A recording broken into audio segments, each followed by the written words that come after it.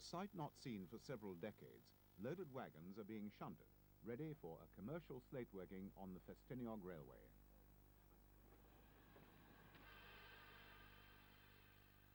The last loco-hauled revenue slate train ran in 1946. On Sunday, the 23rd of October, we visited the Festiniog to record a new chapter in the railway's history, the first commercial gravity slate working since 1939.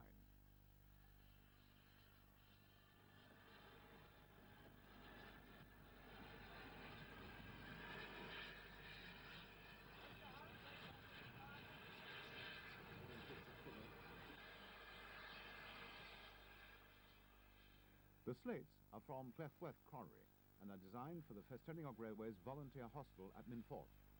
The wagons had been loaded earlier that morning.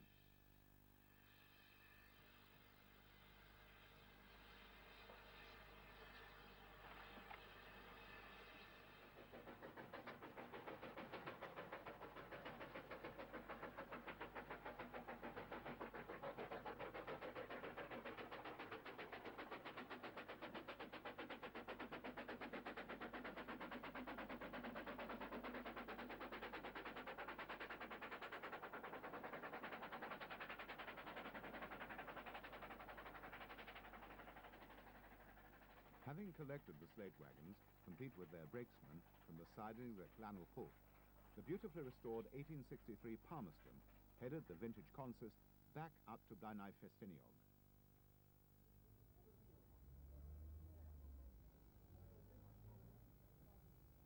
Before the Second World War, gravity-powered slate trains ran down to the coast from the quarries around Blaenau Festiniog, some 700 feet above sea level. Today, the deviation line between the and Blaenau presents an adverse grade, which will require loco haulage for the first part of the journey.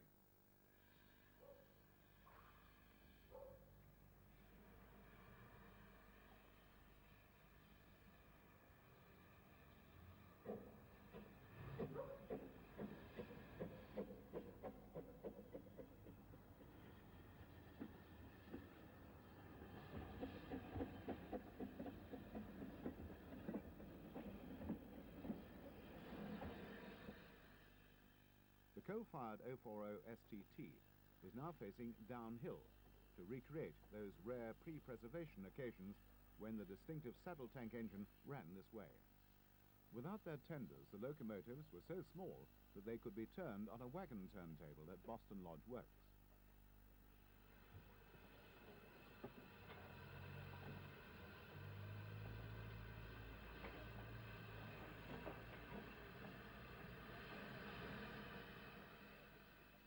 Today, the slate wagons will form a portion of a mixed train for the first part of the journey.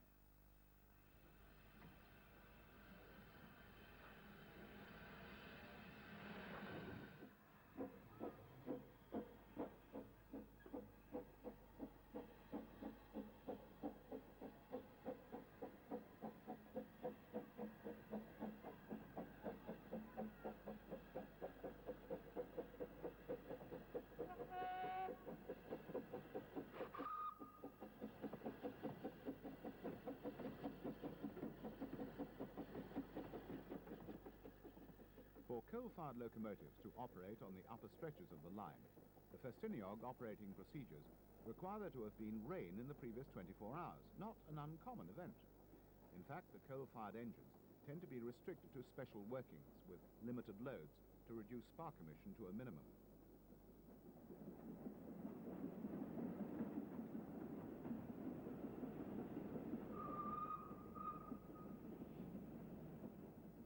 Here we watch the mixed special heading for the where the train will be split and the slate wagons run by gravity to Minforth.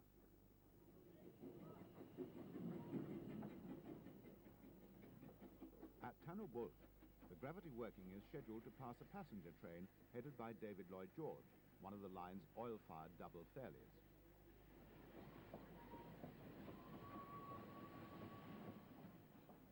These double-ended 0440s, carried on two bogies, have the appearance of two locomotives back-to-back.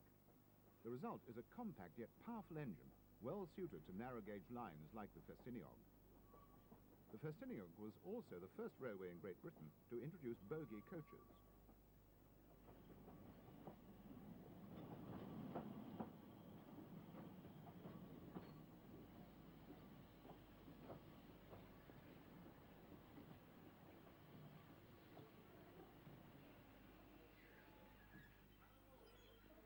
But today it's an engineless train, which is attracting all the attention.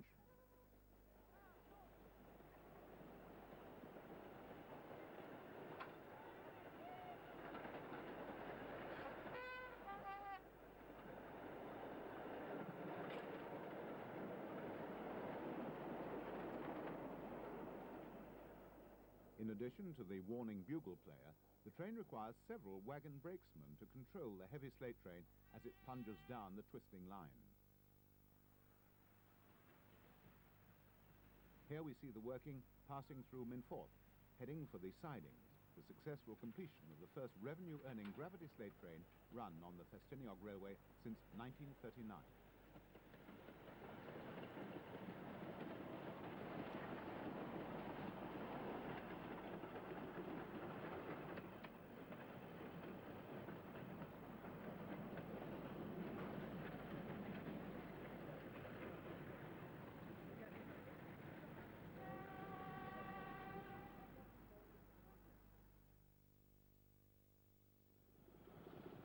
On Saturday the 22nd of October, we visited the Llangollen Railway for the first day of their autumn diesel weekend.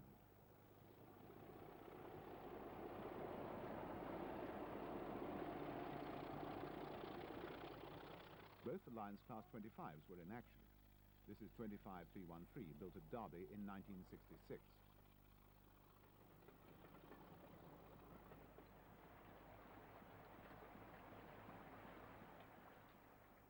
At Glendorf-Douai, we watched the line's other Class 25 restored to its original two-tone green livery. The useful Type 2s had a top speed of 90 miles an hour.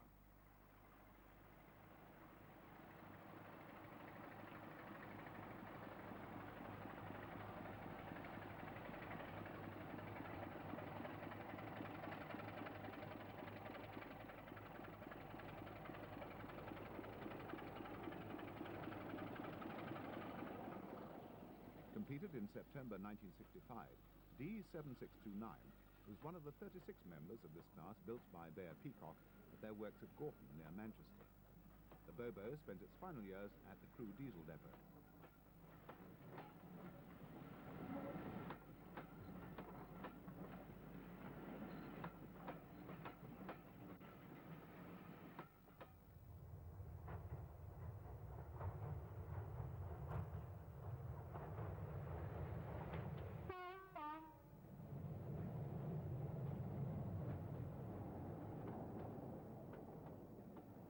As 25279, D7629 was one of the last of the Class 25s to be withdrawn on the 15th of March 1987.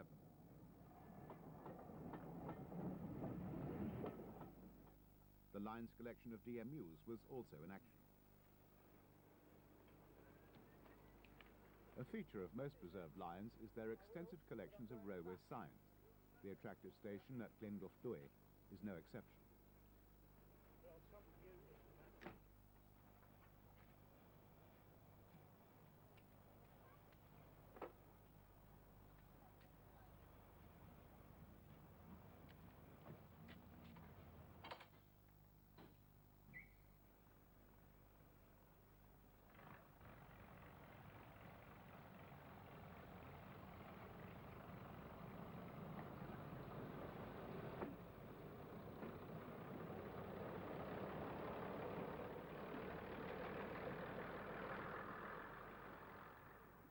For this working to Llangollen, the line's two-car Class 104 set was joined with a Class 108 two-car set.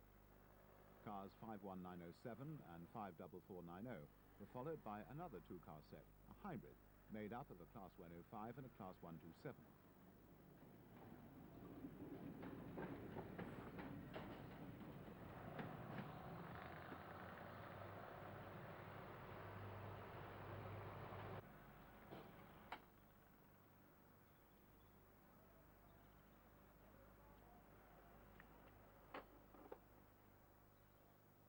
One of the highlights of the weekend was the recreation of the Pioneer number 5000.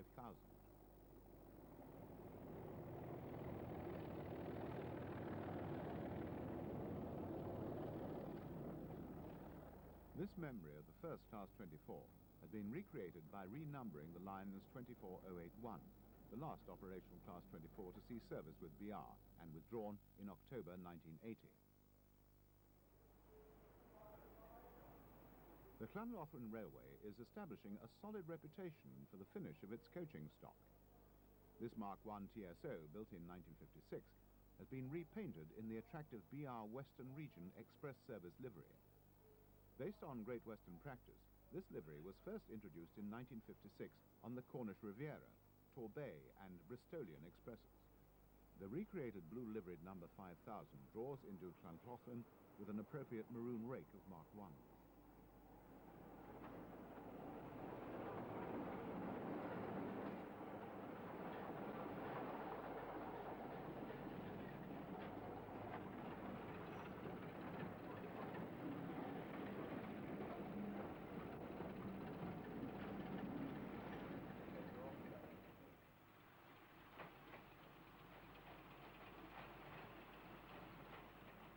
Matching the attractive scenery of the Vale of Llanrothren, the Green 25 works along the banks of the River Dee, heading for Glendochduy.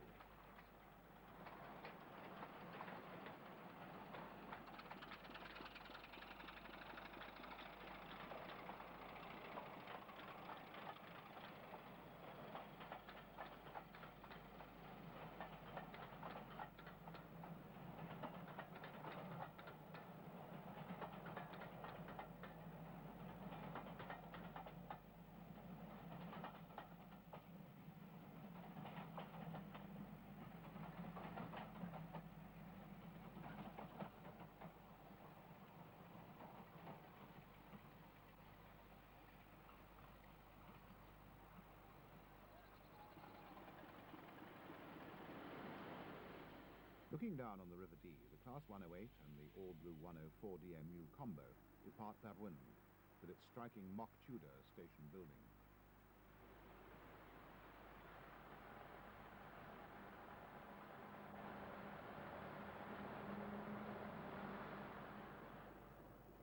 (25313) was one of the later Class 25s, built with the improved cooling system, which resulted in the distinctive cant rail level roof grills.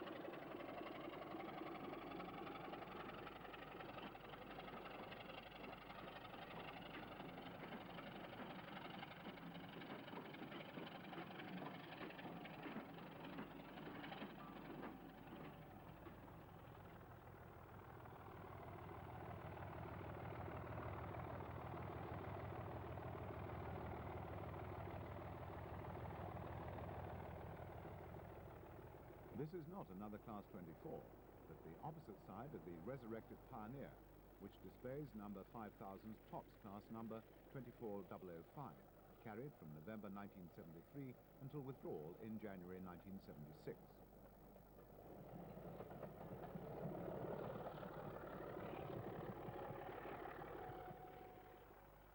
The 6 injectors fitted to 25313 have recently been overhauled to clean up the exhaust from the Type 2's Salsa engine.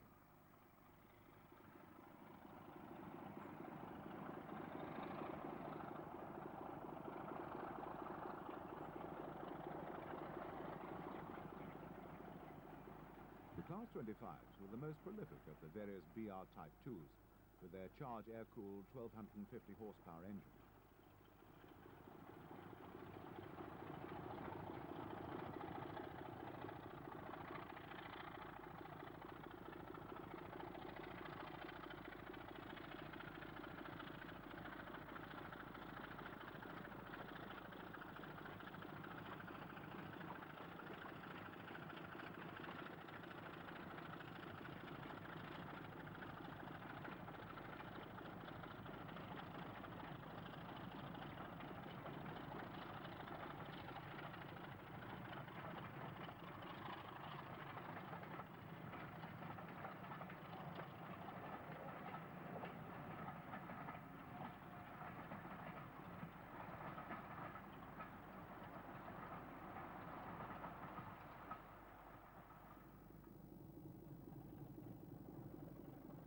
The resurrected Class 24 proved a popular draw for the many modern traction enthusiasts attending the weekend event.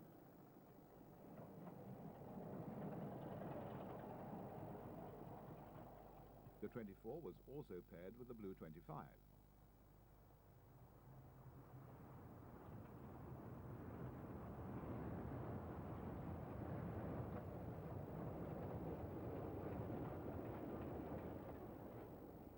The gentle chatter of two salsa-powered Type 2s heading back for Llangollen is our cue to say farewell to this entertaining modern traction event.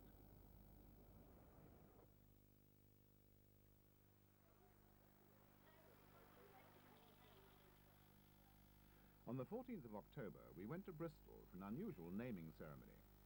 The occasion was the naming of a Class 43 after the famous Black Horse used by Lloyd's Bank in its corporate advertisements. The ceremony was to be witnessed by a superb black stallion, Kankara.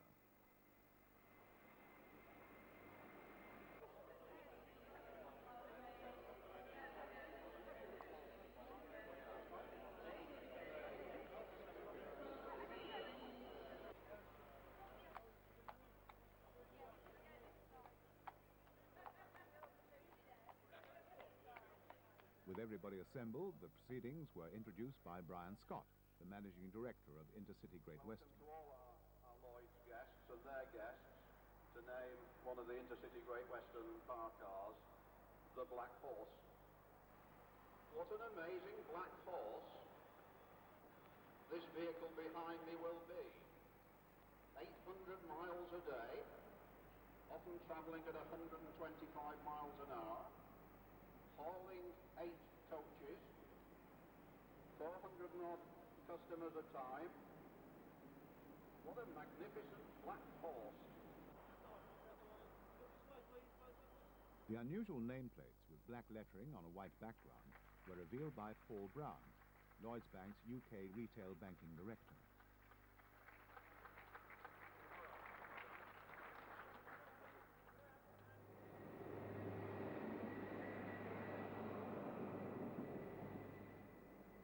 With 43034 duly named, the guests departed on a celebrity lunch via Trowbridge and Taunton.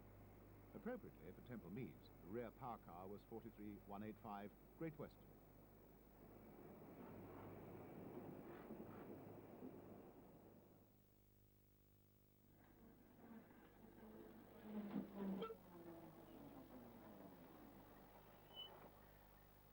The Great Central Railway continued its Silver Jubilee year celebrations with an autumn gala held on the 15th and 16th of October. We were there to film the fun on the Sunday.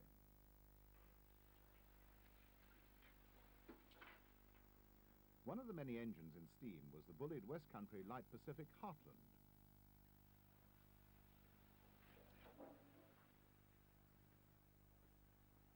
Rebuilt in 1960 to the design of Ron Jarvis, who sadly died on September the 2nd.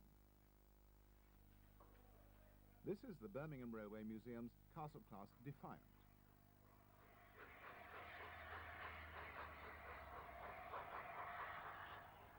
Another star of the gala was the A4 Pacific Sir Nigel Gresley.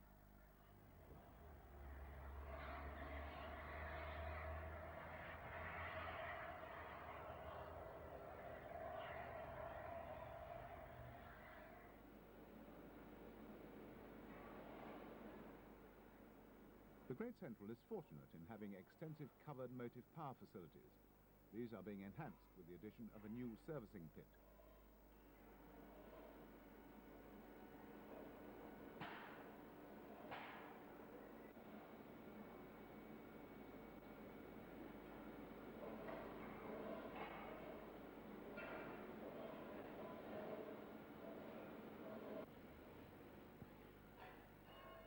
When outshopped from Swindon in 1939, 5080 was named Ogmore Castle.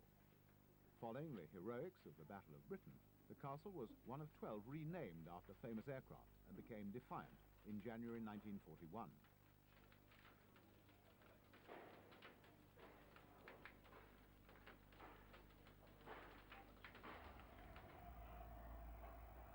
For many, the highlight of the gala was the emergence of Sir Nigel Gresley in British Railways Express Passenger Blue, unnumbered 60007. This livery is fully authentic for an A4 in this condition, with a double chimney and side valances removed.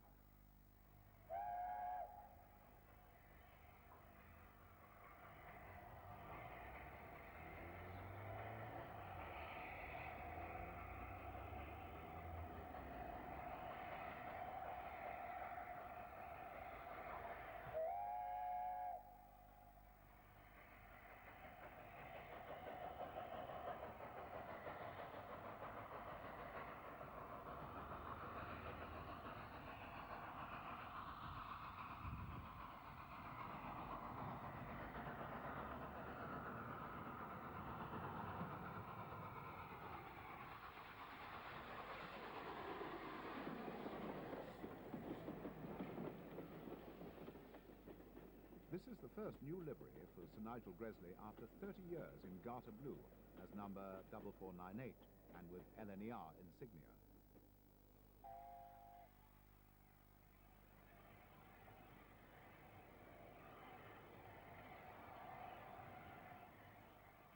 Seen approaching Switherland, this version of dark blue with black and white lining and Gil Sans numbering was introduced in 1949 for BR Top Link Express passenger classes. The tender insignia is the original lion over wheel totem.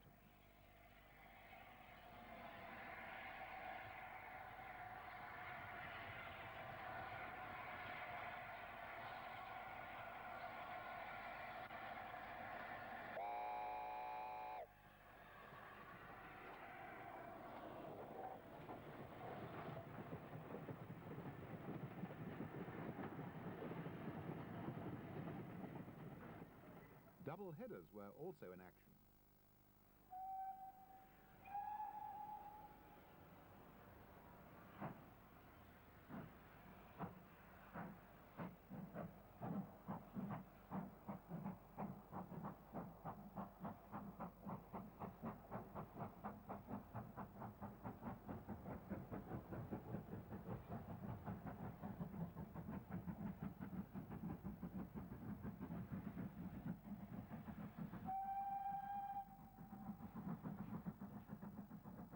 Prairie Tank 5224 heads defiant in this exhilarating departure from Quorn.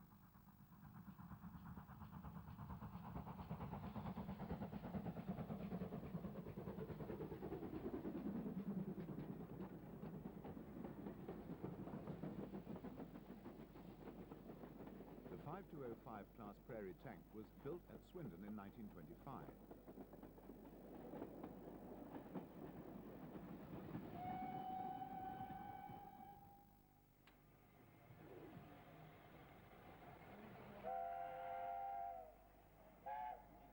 This view of the immaculate 60007 pulling into Rothley highlights the complex curves of the Bugatti-inspired streamlined boiler casing.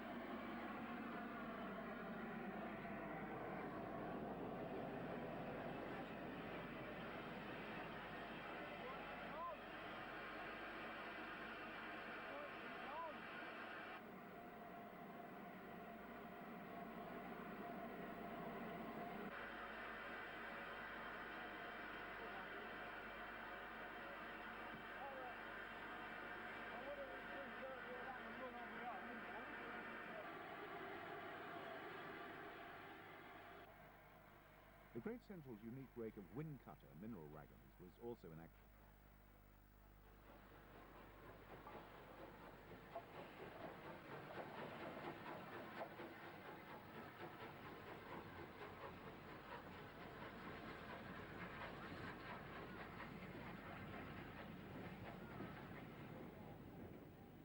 The A4 is the first preserved loco to carry this livery and is expected to remain in blue for the next 12 months.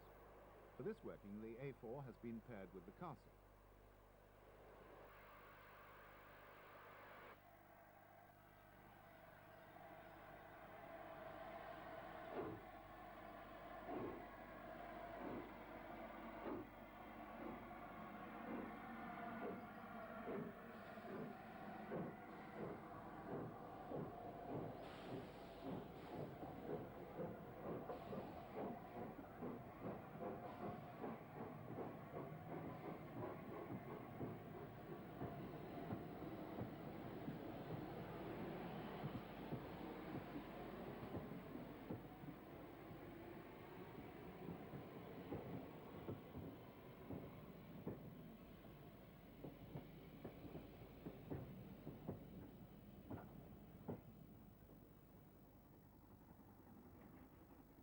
In this pairing, the N2 tank, 69523, and the LMS Black 5 5231 stormed past at Switherland.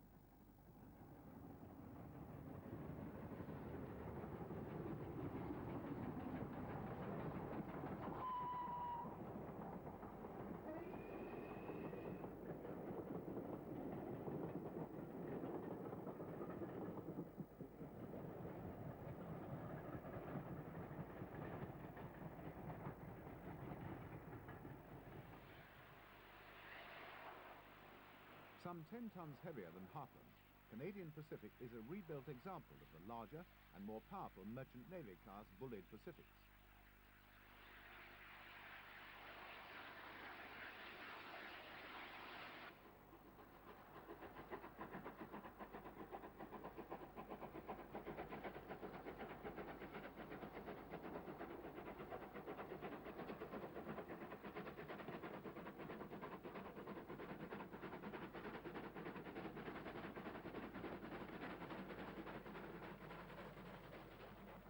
The oldest Bullied Pacific, still running, 35005, was built at Eastleigh in 1941.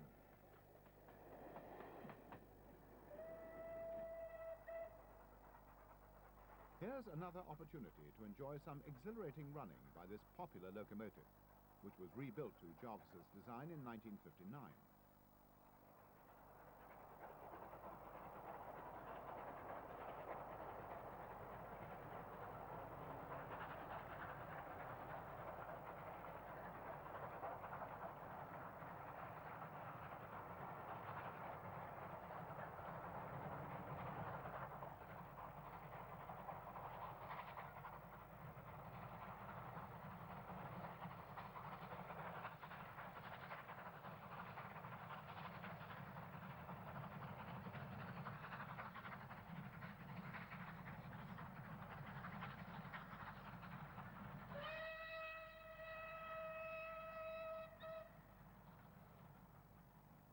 Another star was the last appearance of Kolhapur as 5552 Silver Jubilee.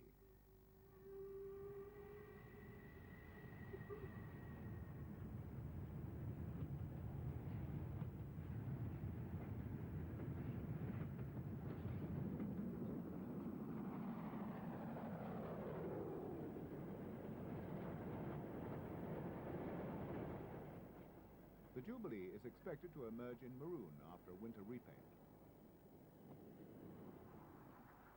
In addition to working the wind cutter minerals, the West Country was also used on passenger duties.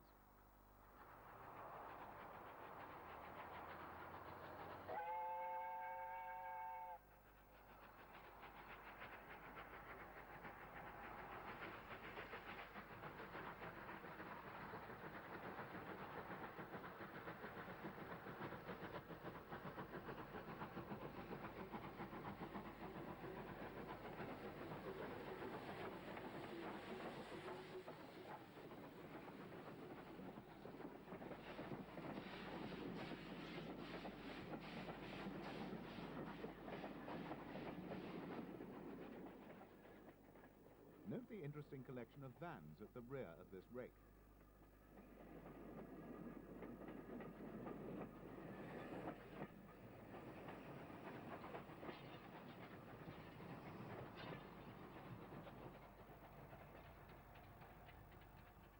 For this working, the Black 5 was in charge of the wind cutter.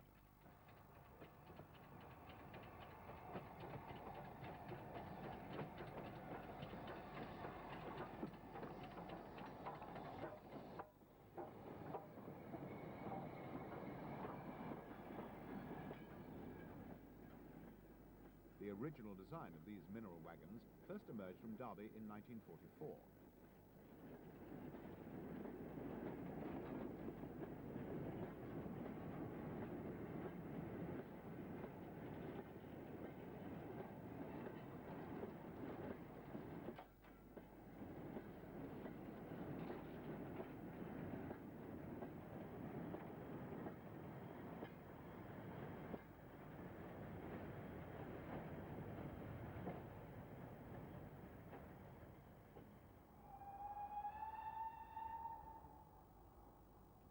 Finally, a spirited run past by Defiant and the new blue Sir Nigel Gresley concludes this review of the Great Central steam-packed autumn gala.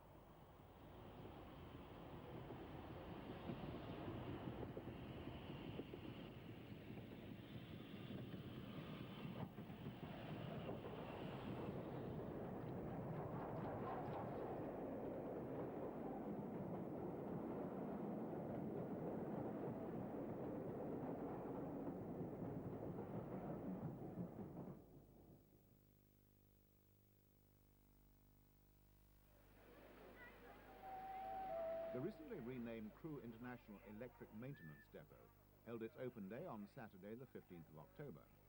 We were there to record some of the many highlights of this important modern traction event. Refreshments are available from stores throughout the depot all day. Around 12,000 visitors came to admire this concentration of electric and diesel motive power. Electric locomotives on display included Class 73-109 and the preserved EM2 E27000. This lineup of 016, 017 and 009 represented just 3 of the 11 Class 92s exhibited.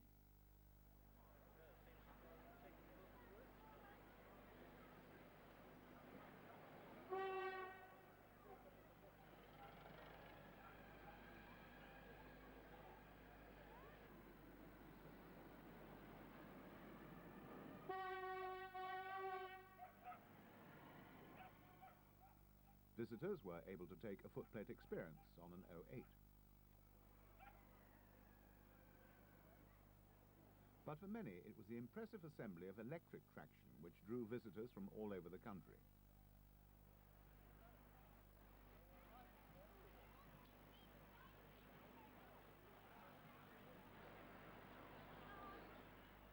The workshops and sheds were also open to the visitors.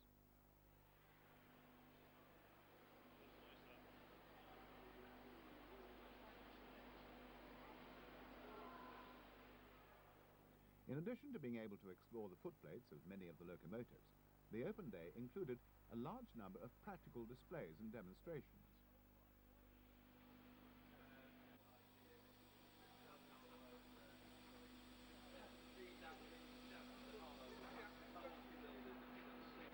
Problems you get is they actually wear out an awful lot quicker.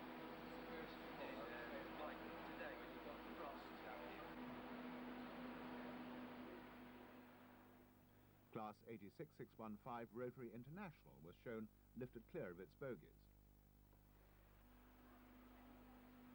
The Class 86s represented the British Rail Board's second generation of mainline electric traction. In a change to previous practice, they were fitted with traction equipment which was axle hung rather than being mounted on the bogie frame. Early problems led to the development of this massive flexi-coil suspension.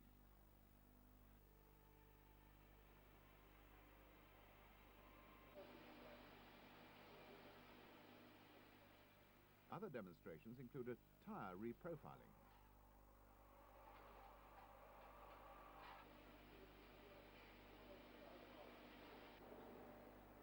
These traction wheel sets are 3 feet 9¼ inches in diameter.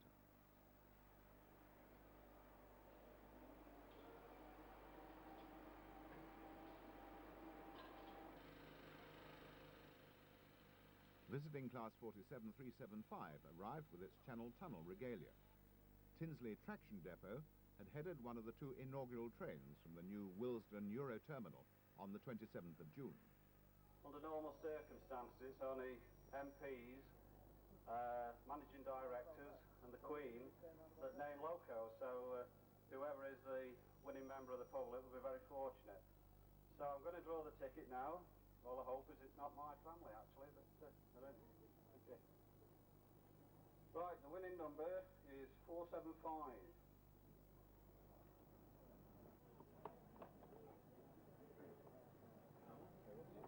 My name is Angela Wright. I'm actually... Have you got it? No, I haven't. I don't have Scotland. About 5 seconds ago.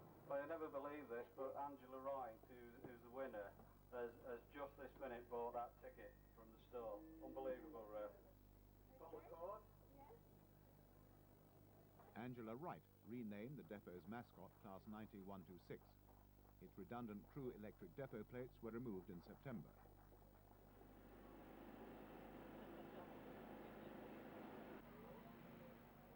The Euro livery Class 90s were on parade, as was 73-109 Battle of Britain.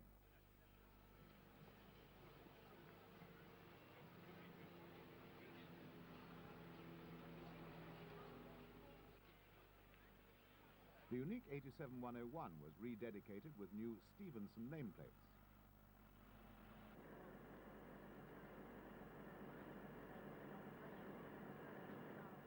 The new Cartic provided an impressive demonstration of how to pack cars for vandal-free movement by rail.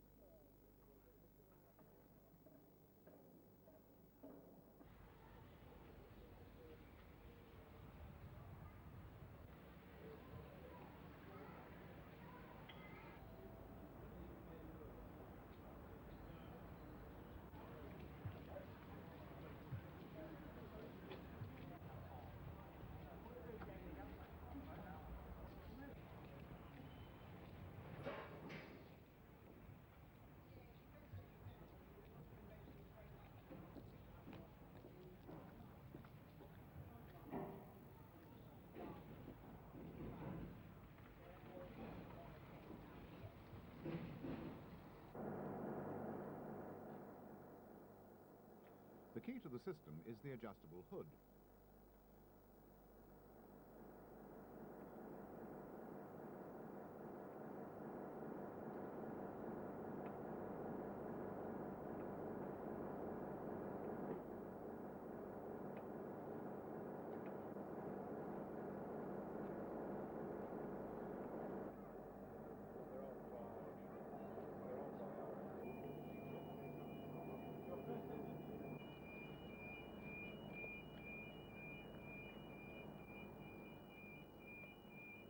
The first commercial rail freight load through the Channel Tunnel was a consignment of Rover cars bound for Milan on the 1st of June.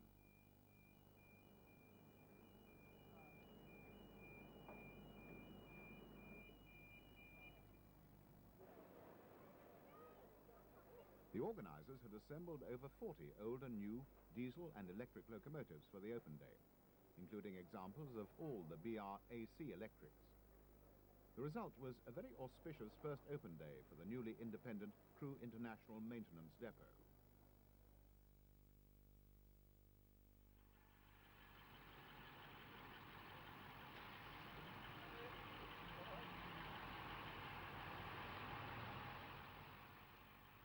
The West Somerset Railway held its autumn diesel gala on the 28th, 29th and 30th of October, with an all-diesel service on the Friday and Saturday.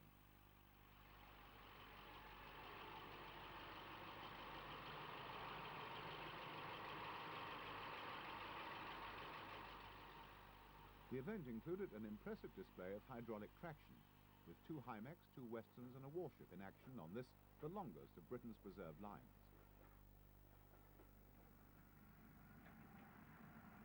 Here's another chance to see the line's green Hymek, class 357018.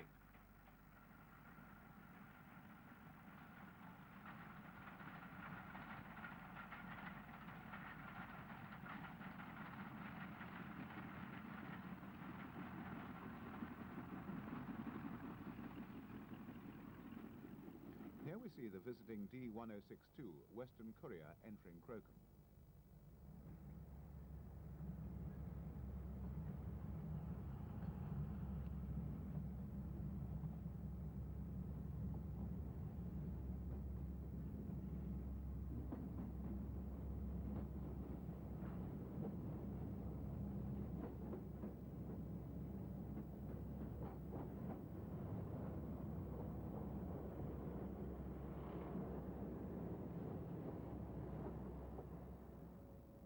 The Class 52 belongs to the Western Locomotive Association and is normally resident on the Severn Valley Railway. This is Western Yeoman at Norton Fitzwarren.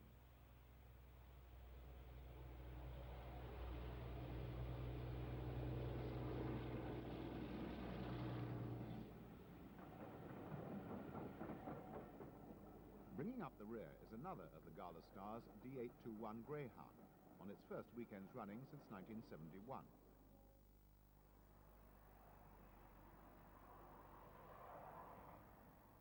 This is Willerton Station under some threatening October clouds, where a great deal of effort has gone into recreating an authentic Great Western country station atmosphere.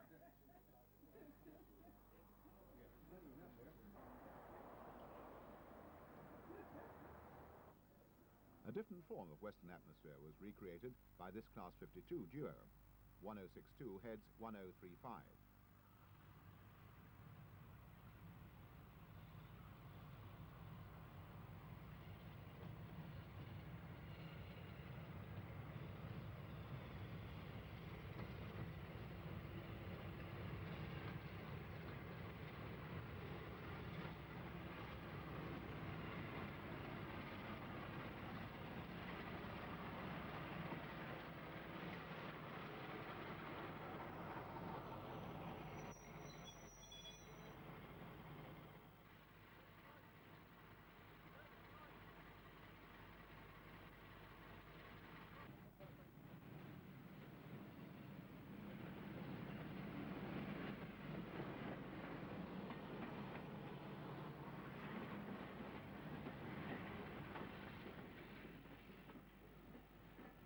D1035 has been recommissioned after an extensive two-year overhaul.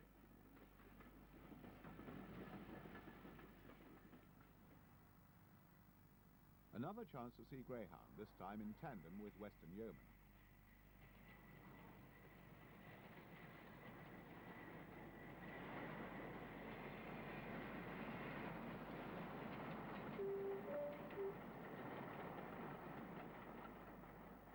The Class 42 was the first XBR mainline diesel to be bought for preservation.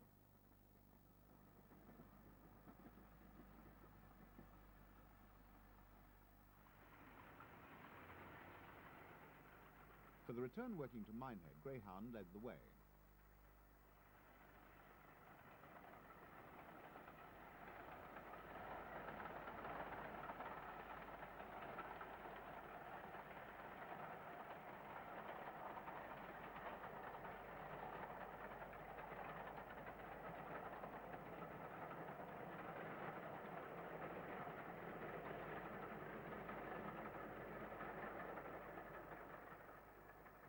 The Blue Class 52 is in fact D1010, Western Campaigner, which permanently masquerades as Western Yeoman.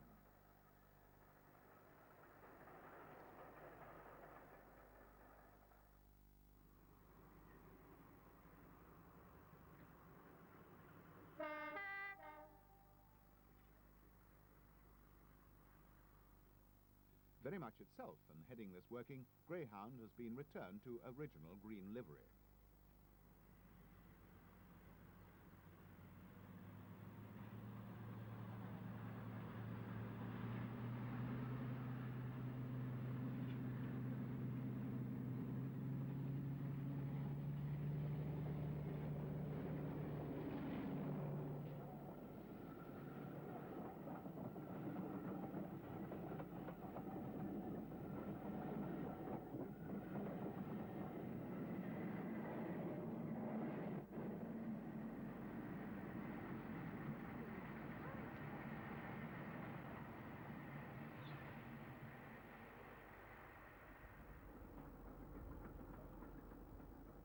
And finally, a chance to see the line's blue Hymec D7017.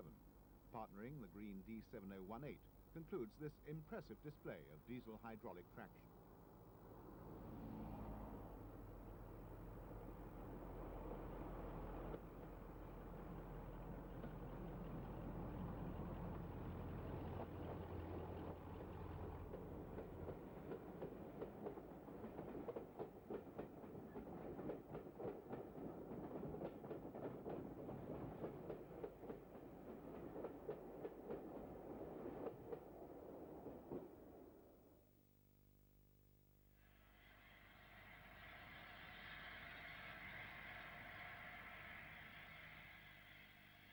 The historic return of steam to King's Cross began on Thursday the 27th of October at Worcester Shrub Hill.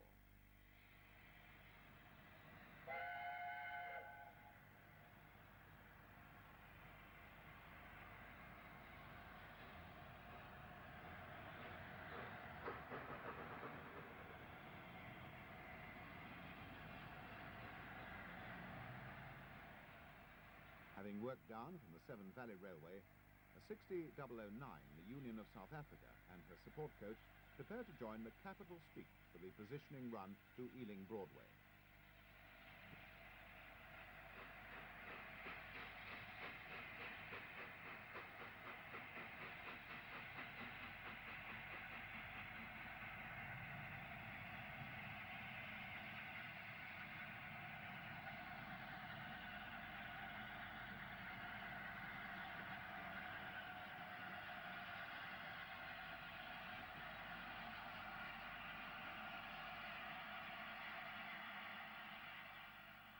The special had been diesel hauled from Hitchin via Peterborough, Leicester and Birmingham.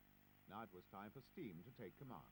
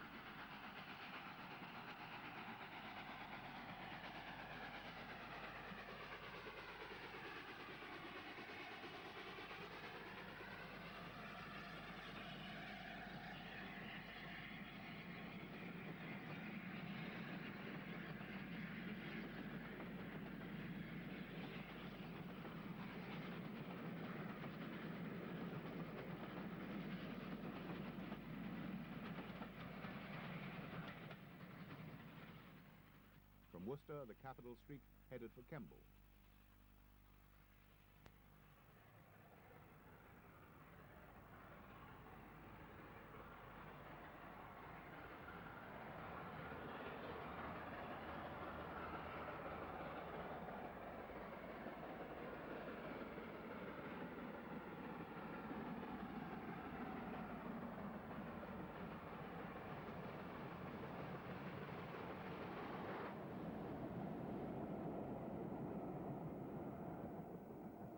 Kemble, the route took the A4 past Didcot for the final run over the Great Western Main Line to London.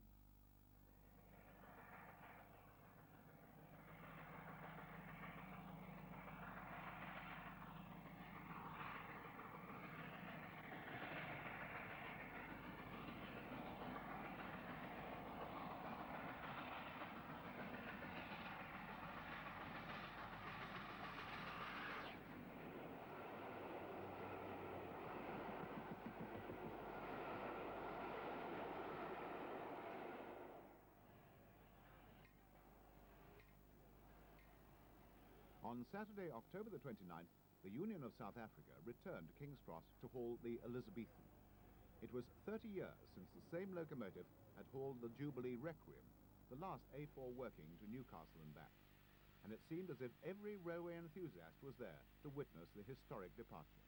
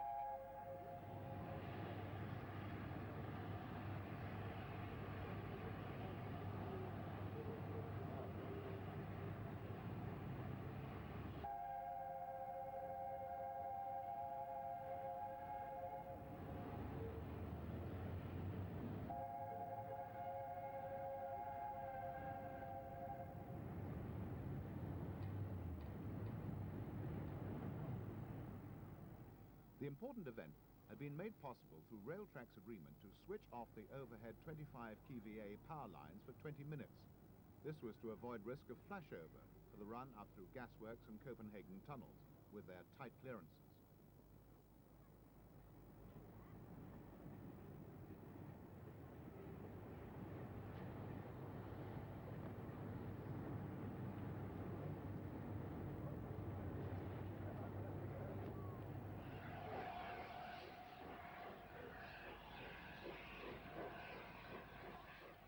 At Peterborough, 009 ran round the BN91 Maroon Mark I set before running tender first up the East Coast Main Line to Flatton Junction, and a visit to the Nene Valley Railway, which coincided with the line's autumn gala.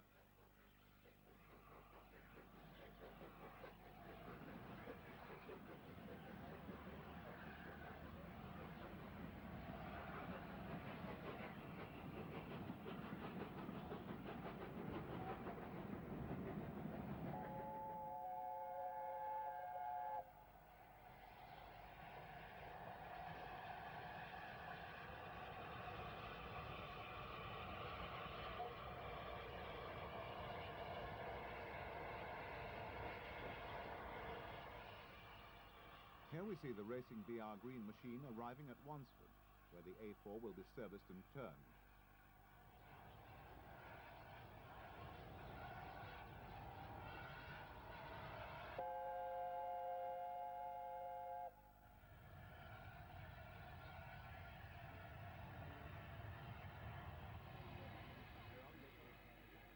Again, there was tremendous turnout for the occasion.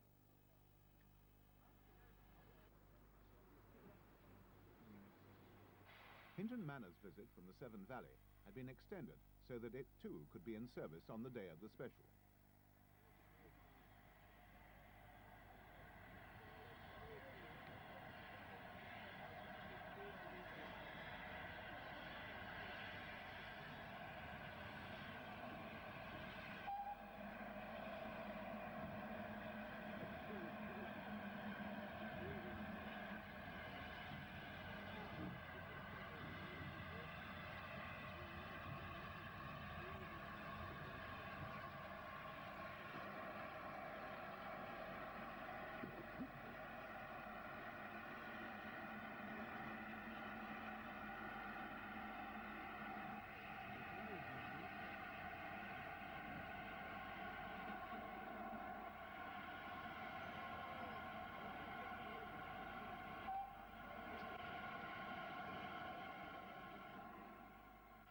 Fully coaled and watered, 167 tons of Gresley Pacific is hand-turned on the Wansford turntable in preparation for the non-stop run from Peterborough back to London.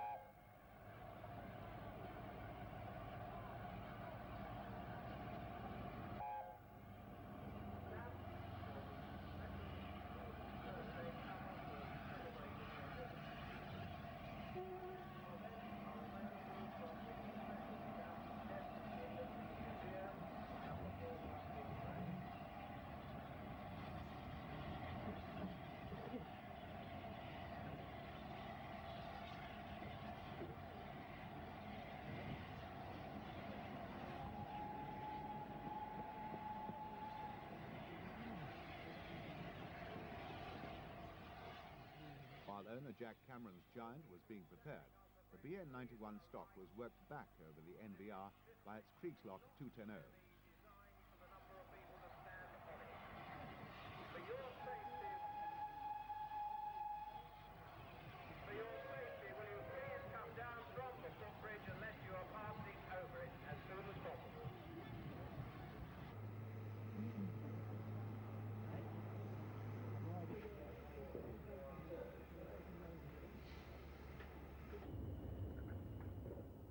The line's resident Class 40 Atlantic conveyor was also in service.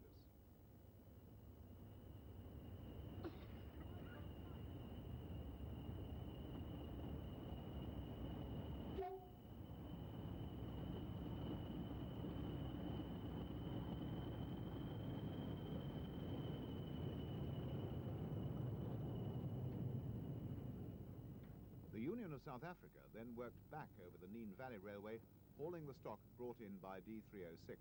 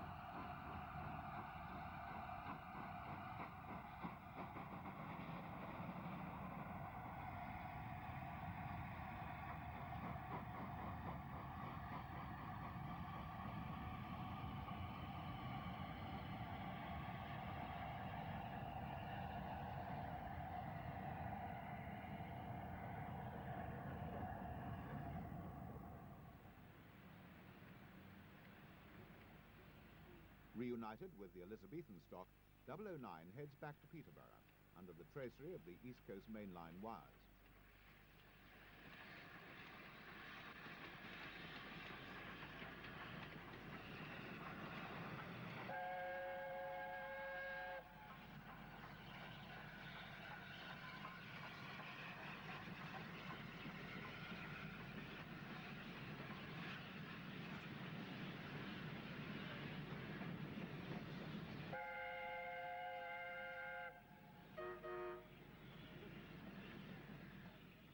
We conclude our salute to the efforts of all those involved in organizing this complex and satisfying steam special to watch 60009, the Union of South Africa, storming out of Peterborough with an up Elizabethan, once more bound for King's Cross.